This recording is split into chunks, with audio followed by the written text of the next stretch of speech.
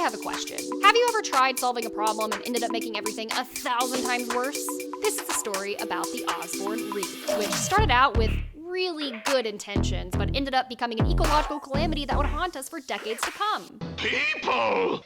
To set the stage, we're gonna go back in time. It was the 1970s. The very first Earth Day had just happened, and President Nixon had just signed the first major US environmental law. And around this time, old tires were piling up at an alarming rate.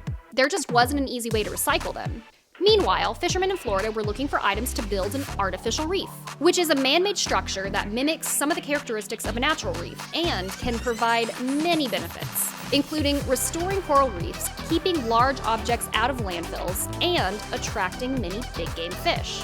I mean, they sound pretty cool, right? When they're planned properly. A nonprofit planned to build the so-called Osborne Reef, and old tires seemed to be a great solution. The tire reef will be built onto an already existing artificial reef off the coast of Fort Lauderdale, Florida. And the idea was a hit.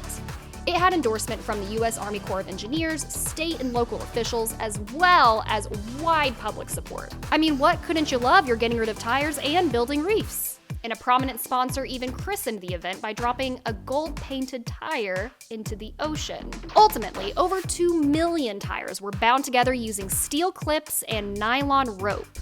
And everyone went home satisfied. See if you can spot the many, many, many ways this went wrong in part 2 coming up.